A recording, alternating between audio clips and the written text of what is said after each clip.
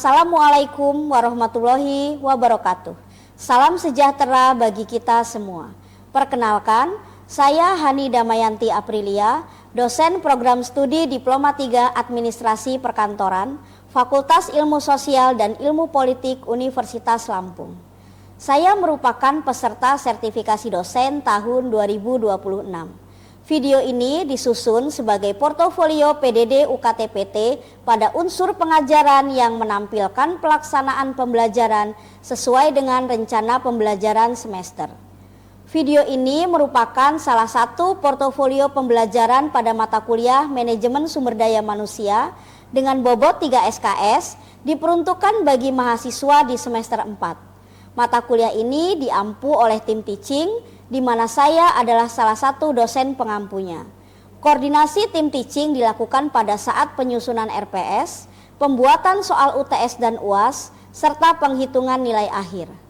Mata kuliah Manajemen Sumber Daya Manusia membahas konsep, fungsi, dan praktik manajemen sumber daya manusia yang meliputi perencanaan kebutuhan SDM, analisis jabatan, analisis beban kerja, rekrutmen, seleksi, pelatihan dan pengembangan, penilaian kinerja, kompensasi, pemeliharaan, pemberhentian karyawan hingga pemanfaatan Human Resource Information System dalam pengelolaan administrasi sumber daya manusia. Referensi yang digunakan dalam pembelajaran salah satunya adalah buku ajar yang disusun oleh tim teaching, ditambah dengan beberapa referensi terbaru karya penulis dari dalam dan luar negeri yang fokus pada keilmuan manajemen sumber daya manusia. Materi yang disajikan dalam video ini adalah analisis beban kerja yang merupakan materi pada pertemuan kelima sesuai dengan rencana pembelajaran semester. Pembelajaran ini mengacu pada CPMK 2, yaitu mahasiswa mampu menerapkan proses administrasi dan fungsi manajemen sumber daya manusia yang meliputi analisis jabatan, analisis beban kerja, rekrutmen, seleksi, pelatihan, penilaian kinerja, kompensasi, dan hubungan kerja. Adapun sub CPMK pada pertemuan ini adalah mahasiswa mampu menerapkan analisis beban kerja sebagai dasar dalam menentukan kebutuhan sumber daya manusia pada suatu organisasi. Melalui pembelajaran ini diharapkan mahasiswa mampu menganalisis beban kerja berdasarkan data dan kondisi organisasi serta memberikan rekomendasi kebutuhan tenaga kerja secara tepat. Pembelajaran dilaksanakan secara tatap muka dengan dukungan Learning Management System pada Fiklas Universitas Lampung. LMS dimanfaatkan untuk menyediakan rencana pembelajaran semester, bahan ajar, forum diskusi, pengumpulan tugas, serta penyampaian umpan balik kepada mahasiswa. Untuk mencapai CPMK dan sub CPMK tersebut, pembelajaran dirancang menggunakan pendekatan Student Center Learning melalui kombinasi metode ceramah interaktif, diskusi kelompok, dan case method. Pada pembelajaran ini, mahasiswa diberikan studi kasus mengenai analisis beban kerja pada suatu unit kerja untuk dianalisis secara kolaboratif, kemudian mempresentasikan hasil analisis dan memperoleh umpan balik sebagai bagian dari proses pembelajaran. Sistem penilaian pada mata kuliah ini terdiri atas tugas sebesar 10%, kuis 10%, case method atau praktik administrasi SDM sebesar 40%, ujian tengah semester sebesar 20%, dan ujian akhir semester sebesar 20%. Khusus pada pembelajaran yang ditampilkan dalam video ini, penilaian dilakukan melalui case method dengan menggunakan rubrik penilaian yang mengukur ketercapaian sub CPMK, meliputi kemampuan mengidentifikasi beban kerja, menganalisis data, menentukan kebutuhan tenaga kerja, memberikan rekomendasi yang tepat, serta mengomunikasikan hasil analisis secara sistematis. Berikut video pelaksanaan pembelajaran pada mata kuliah Manajemen Sumber Daya Manusia pada materi analisis beban kerja. Selamat siang semuanya. Assalamualaikum warahmatullahi wabarakatuh. Waalaikumsalam warahmatullahi wabarakatuh. Wajahnya cerah ceria semua nih. Bagaimana kabar hari ini? Alhamdulillah. Alhamdulillah. Sehat ya? Sudah makan semua? Oke. Nah, agar kita belajar hari ini lancar, kita berdoa dulu ya. Adam, silakan dipimpin doa dulu. Oke, sebelum memulai pembelajaran pada siang hari ini, ada baiknya kita berdoa. Berdoa menurut kepercayaan masing-masing. Berdoa mulai. Berdoa selesai. Oke, terima kasih Adam sudah memimpin doa. Nah, karena kita sudah siap semua belajar hari ini, ya kita review dulu materi minggu yang lalu. Minggu lalu kita sudah belajar tentang analisis jabatan. Masih ingat? Masih ya. Coba siapa yang masih ingat apa itu analisis jabatan? Ya. Oke, analisis jabatan merupakan proses sistematis untuk mengumpulkan, mengelola, dan menyusun informasi mengenai suatu pekerjaan meliputi dari tugas, tanggung jawab, wewenang, hubungan kerja, dan juga kondisi pekerjaan. Oke, kalau begitu itu tadi sudah diketahui apa itu analisis jabatan. Terus kan kita buat analisis jabatan. Nanti hasilnya apa dari buat analisis jabatan? Dapat apa kita? Apa? Deskripsi jabatan dan Spesifikasi jabatan. spesifikasi jabatan. Ini sudah buat semua kan? Minggu lalu kan kita sudah belajar membuat. Sudah jadi semua? Sudah. Kemarin kan kita sudah bagi tuh kelompok, sudah dikasih jabatan masing-masing. Sudah punya jabatan, kemudian sudah dapat nih jabatannya, kemudian dianalisis jabatannya. Dari analisis jabatan nanti ada deskripsinya dan ada spesifikasinya. Deskripsi isinya apa?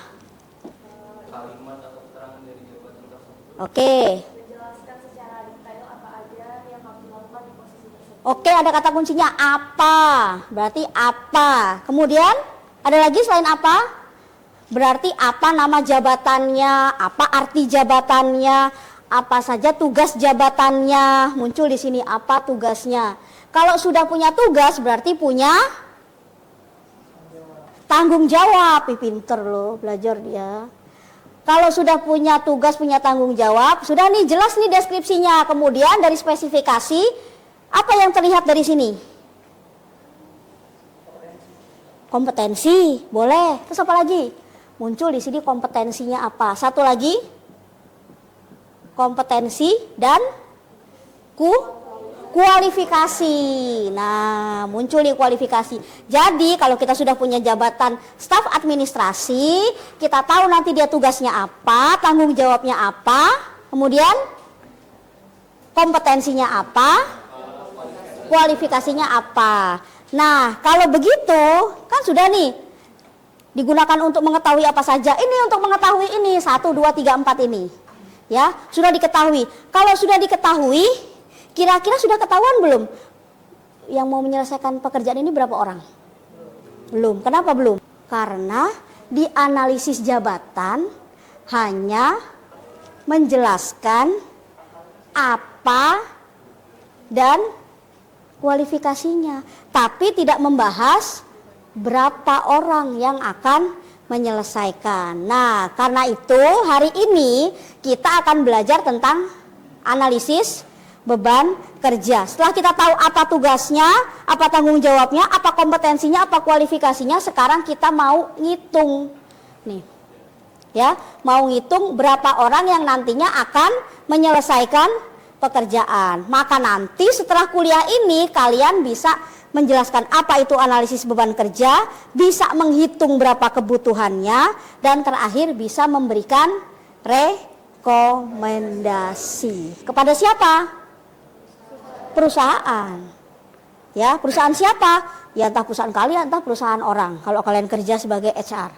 Ya, nah kemudian pernah nggak kalian melihat di sebuah perusahaan atau di kantor atau di mana itu ada yang lembur, kerjaannya banyak, nggak kelar-kelar, terus kalian ke ULT lambat, pernah nggak kira-kira gitu? Pernah. Terus kira-kira solusinya apa? Apakah menambah pegawai? Di sini belum, di sini menambah. Terus yang tadi disuruh lembur lagi, dikasih upah, dikasih upah langsung semangat lagi gitu. Apakah ini solusinya menambah pegawai, dikasih upah lembur? Terus belum tentu, Bu. Ya belum tentu memang, karena kita harus ngapain dulu? Menganalisis beban kerjanya. Ya, menganalisis beban kerjanya untuk apa? Untuk mengetahui berapa jumlah orang yang akan menyelesaikan pekerjaan ini. Berapa orang yang dibutuhkan, ya. Makanya analisis beban kerja ini nggak bisa berdiri sendiri. Karena nanti ya, apa pertama nih bikin analisis jabatan. Habis analisis jabatan ngapain? Hitung beban kerjanya. Habis hitung beban kerjanya baru bisa menentukan pegawainya berapa. Ya, jadi dia nggak bisa berdiri sendiri analisis beban kerja. Ya, jadi dia merupakan satu kesatuan perencanaan SDM. Dari analisis jabatan turun dia ke analisis beban kerja, nanti menjadi keputusan untuk rekrutmen dan seleksi. Ingat, diseleksi. Kalau nggak diseleksi nanti bisa nggak dia, kan kita mau cari nih sesuai nggak kompetensi dan kualifikasinya. Kalau nggak kita seleksi nanti nggak ketemu.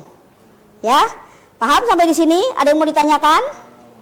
Paham, jelas ya. Jadi analisis beban kerja tidak bisa berdiri sendiri, tapi dia menjadi satu kesatuan. Ya, dia bagian dari proses perencanaan SDM untuk memenuhi kebutuhan SDM. Ya, nah kemudian kita mau coba menghitung berapa kebutuhannya. Ya, nah kemudian setelah tadi kita tahu ini analisis beban kerja untuk apa, nah ini manfaatnya kira-kira untuk apa sih gitu. Gambarannya kalian bisa lihat yang di bawah ini ya. Di sini ada front office. Ada front office nih duduk di depan. Terus dia antrinya panjang. Jangan langsung marah-marah dulu. Ya, petugasnya cuma satu, terus antriannya panjang. Maka kalau kalian nanti ada di manajemen, kalian perlu melakukan namanya evaluasi jumlah pegawai. Tapi mungkinkah antrian panjang ini karena jumlah pegawai yang kurang? Enggak juga, kenapa? Pelayanannya lambat. Oke, kalau pelayanannya lambat berarti harus diapain? Melayani ini 3 menit aja, ke ini 2 menit aja, itu namanya apa? SOP. Jadi kalau pelayanan lambat kita perbaiki dengan ada SOP atau ada alur kerja atau aturan kerja. Terus, apakah hanya karena pelayanan yang lambat itu antrian panjang?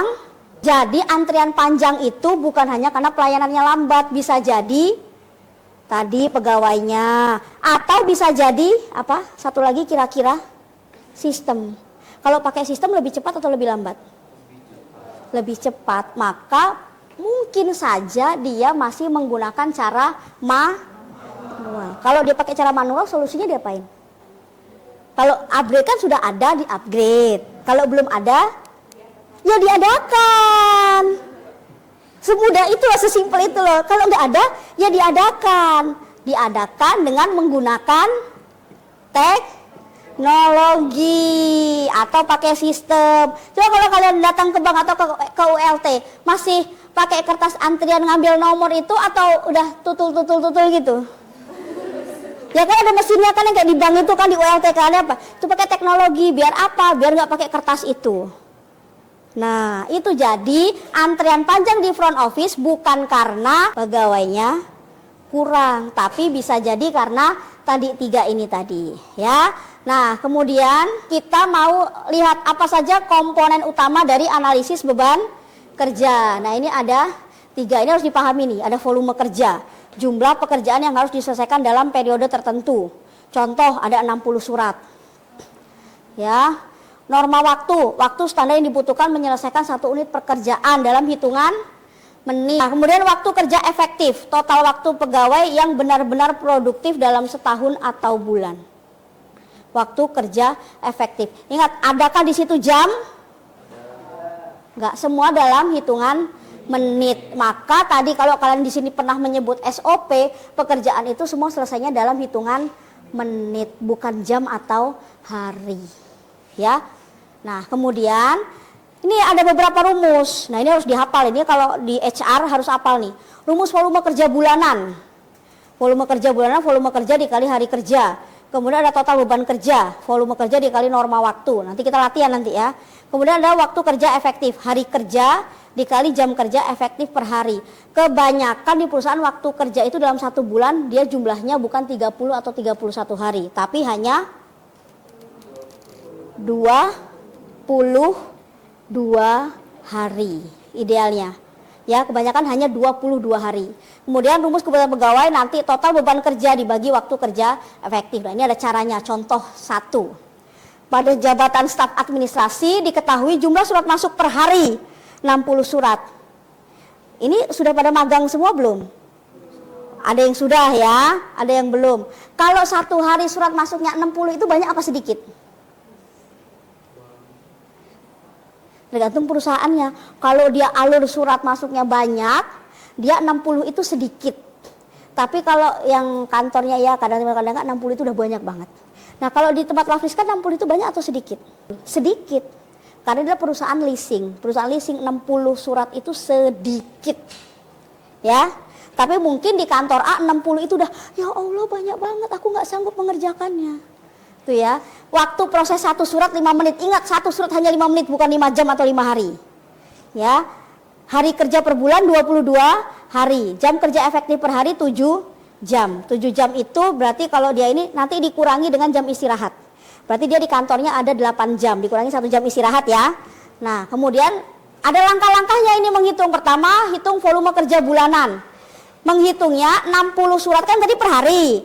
Dikalikan 22 hari, kita punya 22 hari, ketemu 1320 surat, ini dalam 1 bulan. Kemudian, kedua dihitung lagi, sebanyak 1320 surat dikali 5 menit, berarti kita butuh 6600 menit dalam sebulan. Kemudian, menghitung WKE-nya, 22 hari tadi dikali 420. Ingat, tidak ada jam untuk di analisis beban kerja. Ya, oke, jadi tidak ada jam, ingat. Tidak ada jam, maka kalau dia jam harus diganti ke menit, ya.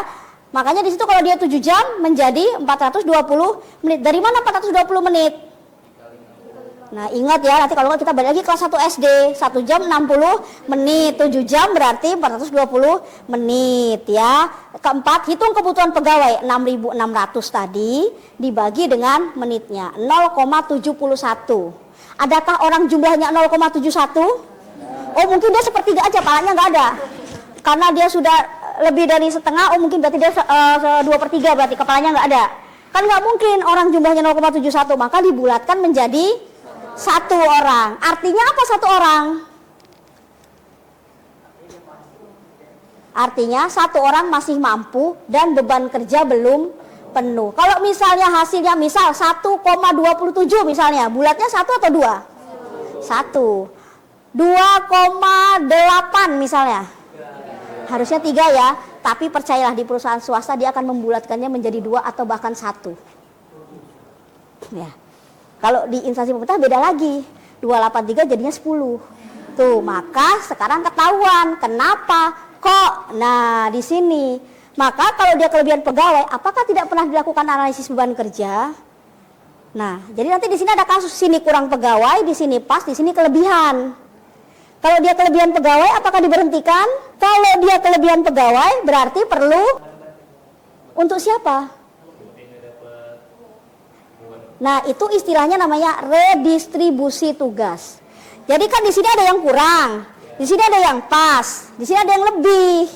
Yang lebih nah ke sini. Yang pas diem aja, udah diem. Yang kurang jangan rekrut lagi, tapi tadi redistribusi dari yang kelebihan, geser. Maka misalkan ada pembina pegawai dari sini dipindah ke sini, jangan baper dulu. Bapak itu kayaknya sensi deh sama saya dipindahin ke divisi lain. Udah sensi duluan, maka dalam bekerja tidak boleh subjektif. Harus objektif. Biar apa? Jadi nggak boleh baper. Karena bisa saja mungkin di sebelah sini kelebihan petugas, di sebelah sini kurang, maka perlu redistribusi dipindah, ya. Nah ini artinya 1 masih mampu dan beban kerja belum penuh. Maka kalau kalian mau rekrutmen, yang direkrut berapa? 1. Tapi yang melamar berapa? Nah, dia butuh 1, dibuka lowongan sebanyak-banyaknya. Nggak keterima saya, orang dia cuman. Apakah dia bilang kalau dia hanya butuh 1? Enggak, dia nggak akan pernah bilang. Ya, dia nggak akan pernah bilang kalau dia butuh 1. Maka dibuka terus lowongan sebanyak-banyaknya. Nah, sekarang coba latihan. Contoh 2, silakan dikerjakan. Yang sudah selesai, boleh maju. Langkah pertama, hitung volume kerja bulanan. Berarti 120 dikali 22. Nah, coba berapa 120 dikali 22? Kemudian langkah keduanya sudah ketemu dikali berapa menit layanannya? 6 menit. 120 dikali 22. Berapa ketemunya? Ayo anak bisnis harus cepet ngitungnya. Nanti keburu rekrutmen nanti. 120 dikali 22 berapa? 26 40 dikali 6 menit. Nah, terus habis itu sudah. Sekarang langkah keberapa? Langkah ketiga, WKE-nya 22. Tadi WK-nya sudah ada belum? Sudah ada, berarti nggak perlu ngitung. Berarti langsung berapa? 15.000 berapa tadi? Dibagi 9240 ya? Ya, dia sudah ada tuh. Karena WKE hampir semuanya sama, karena kan 22 hari semua. Ketemunya berapa? 1,1. Bisa ketemu ya? Dibulatkan jadi berapa? 2. Tapi apakah yang diambil perusahaan 1 atau 2, nanti kalian punya peran untuk memberikan rekomendasi ke perusahaan. Apakah kalau pembulatannya 1,71 hasilnya 2. Tapi bisa saja perusahaan hanya mengambil 1, bukan 2. Alasannya apa? Nah, nanti kalian yang di manajemen bisa memberikan rekomendasi. Pak, 1 aja. Kenapa? Ada kelebihan karyawan di misalnya divisi ini. Kelebihan apa 1? Itu bisa diambil. Jadi kita cuma rekrut 1 aja misalnya. Jadi ada pertimbangannya. Jadi nggak mulu kalau kelebihan karyawan dibuang, di-cut, di PHK, demo nanti. Atau tiba-tiba kurang langsung buka rekrutmen. Bisa saja rekrutmennya nanti internal ngambil dari dalam. Atau tadi redistribusi. Ya, nanti minggu depan kita belajar rekrutmen. Ya, rekrutmen bisa eksternal, bisa internal. Sampai di sini paham? Paham. Oke, kalau kalian sudah paham, kita akan masuk ke kasus setelah ini. Oke, kita persiapkan untuk kelompok. Ya, kita akan bagi menjadi 3 kelompok. Melingkar aja, ngumpul ya. Bisa dibagi menjadi 3 kelompok, berarti bisa 5 orang 5 orang. Oke, silakan. Boleh agak melingkar.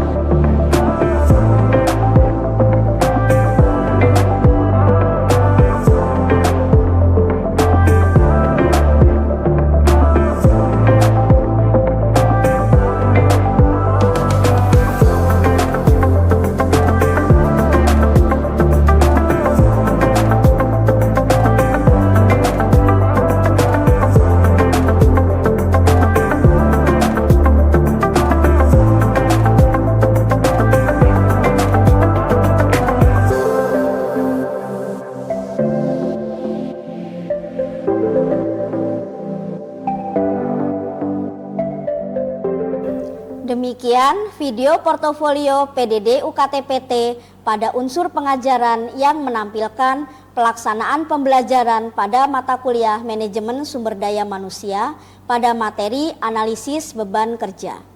Video ini menggambarkan pelaksanaan pembelajaran yang dirancang berdasarkan rencana pembelajaran semester dengan mengintegrasikan aspek delivery, interaction, dan assessment. Proses pembelajaran dilaksanakan melalui pendekatan student center learning dan metode case method untuk mendukung ketercapaian CPMK dan sub CPMK, sehingga mahasiswa tidak hanya memahami konsep tetapi juga mampu menerapkan analisis beban kerja dalam memberikan rekomendasi kebutuhan sumber daya manusia berdasarkan kondisi organisasi. Semoga video ini dapat memberikan gambaran mengenai pelaksanaan pembelajaran yang selaras dengan rencana pembelajaran semester, serta mampu mendukung capaian pembelajaran pada mata kuliah Manajemen Sumber Daya Manusia. Terima kasih atas perhatian dan kesempatan yang diberikan. Wassalamualaikum warahmatullahi wabarakatuh.